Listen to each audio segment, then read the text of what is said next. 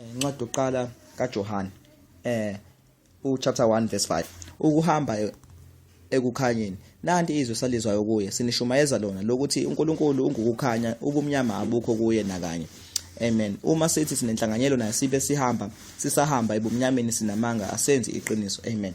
Incwadi kaJohane letholakala ku chapter 1 verse 5 lithi uthi uJohane uyakhuluma uyashumayela uthi ushumayeza ibandla uthi malihambe ekukhanyeni ngokuba uNkulunkulu wethu uNkulunkulu ongukukhanya ubumnyama abukho kuye. Shuthi ngamanye amazwi uthi uma umuntu engahambe ekukhanyeni kepha ethi unenhlanganyelo noKristu shuthi lowo muntu ungumqambe manga ngokuba uNkulunkulu kuyena akukho ubumnyama. Ingakho athi uma uhamba naye kumele uhambe ekukhanyeni, okusho ukuthi uma wena ungahambe ekukhanyeni okusho ukuthi awunayo inhlanganyelo noKristu ngokuba uKristu ungukukhanya. Uma sihamba noKristu akulindelekile sitholakala esidli sona. Ngiyangizwa. Uma sihamba noKristu akulindelekile ukuthi sitholakala esidli sona. Ngobani? uNkulunkulu wethu ungukukhanya. Uma uNkulunkulu engukukhanya ubumnyama bukho kuye. Uthi uJohane thina sihambe ekukhanyeni ngamanye amazwi ubumnyama kuchaza ukuthi amehla asuke savalekile. Ngesikhathi uhambe ebumnyameni usuke ungakayazi insindiso, usuke ungakwazi ukukholwa, usuke amehla akasuke savalekile. Uma usayenza izinto zezwe amehla akasuke savalekile. Ingakho phela lithi iBhayibheli athi umhlabeleli amehla amavulekile umthwalo wezono ususiwe. Asikwazi ukuthi sivule amehlo siphinde sitholakale sihambe ebumnyameni. Izizathu esenza ukuthi thina siphume ebumnyameni ukuthi amehla ethu avulekile. Uma evulekile amehla ethu sesiyakwazi ukubona indlela zokukhanya, besingakwazi ukuyibona indlela zokukhanya amehlo ethu kade savalekile. Shuthi ngamanye amazwi amehlo ethu uma kade savalekile besisebumnyameni besidanguze ebumnyameni. Ingakho phela lithi iBhayibheli ingakhathi umhlabeleli lafinyelela kimi ngangisezonweni zami, okusho ukuthi amehlo ami abevalekile. Uma ngisezonweni zami bengisebumnyameni kepha uKristu uvezile ukukhanya phezulu kwempilo yami, ngakwazi ukuhlukanisa okuhle ngakwazi ukuhlukanisa okubi. Okusho ukuthi uNkulunkulu uma efika phezulu kwempilo yomuntu ufika kade kumnyama, uma sefikile yena afika afaka ukukhanya. Akwenzeki ukuthi uNkulunkulu afike phezulu kwempilo yakho aphinda kushiye usebumnyameni. Uma uNkulunkulu efika phezulu kwempilo yakho ukushiya nokukhanya. Akwenzeki ukuthi uNkulunkulu uma efika phezulu kwempilo yakho akufica usezonweni aphinda kushiye esezonweni. Uma singaya kuJohane chapter 9 elithi iBhayibheli kwathi uJesu edlula wahlangana nomuntu wayeyimpumputhe. Lithi iBhayibheli wayeyimpumputhe kwasekuzalweni kwakhe, wayeyimpumputhe kwasekuzalweni. Shuthi ngamanye amazwi wayezalwe eyimpumputhe. Lithi iBhayibheli uJesu amvula amehlo. Ngaphambi kokuthi uJesu amvula amehlo lithi iBhayibheli lowo muntu wayekade enxiba engakaboni, kepha ngesikhathi uJesu emvula amehlo lithi iBhayibheli ukunxiba kwaphelwa indawo akazange asakwazi ukunxiba ngokuba uKristu uma efika phezulu kwempilo yomuntu umfice esezonweni. Mase yamsusa ezonweni ngeke uzuthi uhlangane noKristu kade usezonweni aphinda kushiya usezonweni. Okusho ukuthi kukhona into errong, kusho ukuthi kukhona into ongazange uhlangane nayo ngoba uhlangane noKristu akabe saphila ezonweni. Haleluya, isakhona bazalwane. Haleluya, lisakhona bazalwane. uNkulunkulu ungithume ukuthi ngizoshumayela ngomngcwele, umngcwele osephumile ebandleni. Lithi iBhayibheli akusibona bonke abathi inkosi inkosi abayongena ezulwini, kodwa yilabo abenza intando kaBaba, yilabo abenza intando kaNkulunkulu. Ngeke uzuthi uhlangane noJesu kepha sikubona usasezonweni. Okusho ukuthi awuzange uhlangane naye ngokuba uhlangane noJesu izono ziyayiqathakela, konke umthwalo uyayiqathakela. Ingakho phela umhlabeleli umthwalo ususiwe. Shuthi ngamanye amazwi ngingaboni kodwa ngesikhathi ngihlangana noJesu umthwalo wona wayisukela ngokwami.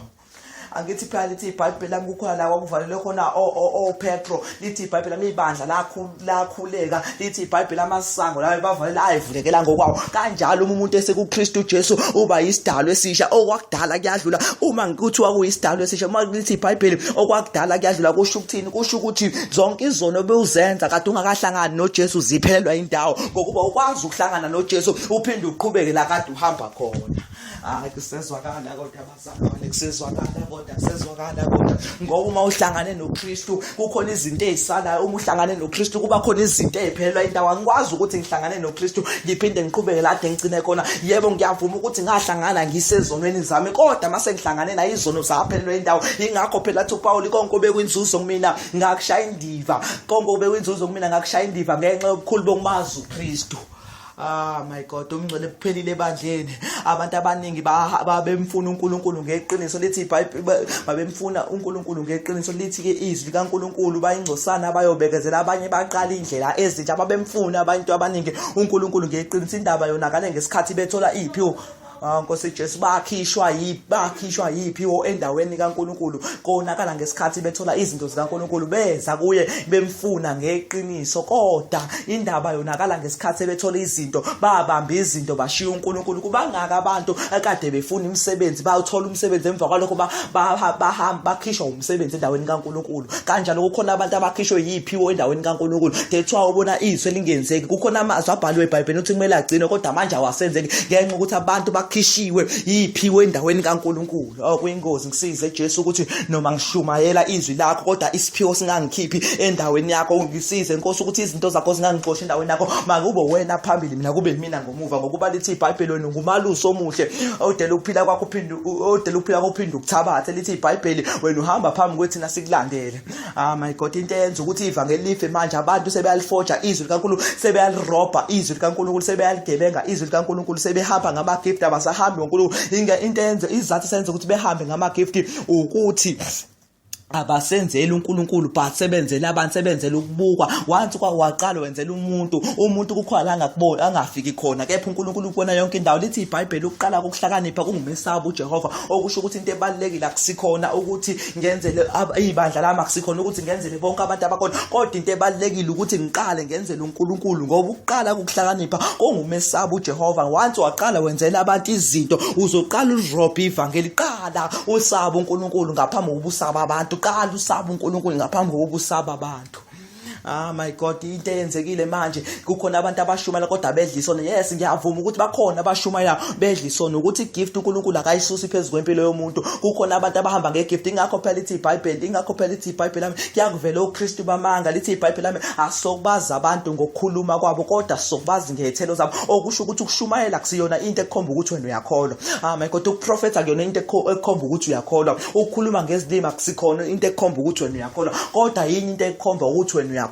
Inkambo yakho, indlela owenza ngayo iyona ekhombisayo ukuthi wena uyakholwa. Ngeke uthi uyakholwa kodwa inkambo yakho ibimphika uKristu. Lithi iBhayibheli kube khona abantu abanesimo sokumesaba uNkulunkulu kodwa izenzo zabo ziyamphika uKristu. Ngamanye amazwi into ebalekile akusikhona ukuprofetha, akusikhona ukushumayela, akusikhona ukukhuluma ngezilimi, kodwa into ebalekile ukuthi kuqala uyayenza intando kaNkulunkulu. Ingakho phela athi uJesu ekhaseni zokugcina abantu abaningi bayothi Nkosi asiprofethanga ngegama lakhe, asishumayelanga ngegama lakhe. Athi uJesu sukani benzi bokubi, angizange nginazi kwasekuqaleni ngoba benishumayela kodwa mina sengingekho kunina. Lithi iBhayibheli ngesikhathi Adam noEva sebonile ensimini yase-Eden, lithi iBhayibheli uNkulunkulu akazange abasuse ensimini yase-Eden, kodwa lithi iBhayibheli lami kodwa bahlukana noNkulunkulu bekhona ensimini yase-Eden. Kukhona abantu abasashumayela manje kodwa sebehlukene noNkulunkulu, sebehlukene nothando lukaNkulunkulu ngenxa yokuthi bahambe ngesiphiwo. Bathi hayi, ngoba ngisashumayela noma ngingazidla izono ngoba ngiyabona kwenzeka umehluko. Kodwa uthi ngikutshela iqiniso ukuthi akusikhona ukushumayela kuyokungenisa ezulwini, kodwa into ezongenisa ezulwini ukwenza intando kaNkulunkulu. That's why manje abantu sebephila ivangeli noma kanjani ukuthi bahamba ngama-gift, abasahambi ngokwezwi likaNkulunkulu. Hayi, gift ngeke izingenise ezulwini. Bayingcosana bayobezela khona abantu abasuka endaweni kaNkulunkulu ngenxa ye-gift. My God, lithi iBhayibheli la engaphuma ehlekweni lesingifundisa, lithi iBhayibheli hambane ekukhanyeni.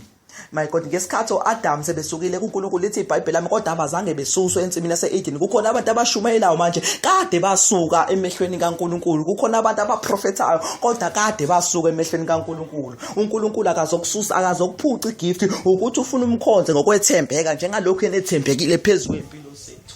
Anginandaba noma ngangashumayela as long ngenza intando kaNkulunkulu. Anginandaba noma ngangaprofetha as long ngenza intando kaNkulunkulu. Anginandaba noma ngangakhuluma ngezilimo as long ngenza intando kaNkulunkulu. Ngikukhona umvuzo engibekele wona ngoba bazongena ezulwini abenza intando kaNkulunkulu. Akusibona abaprofethayo, akusibona abashumayelayo, kodwa benza intando kaNkulunkulu.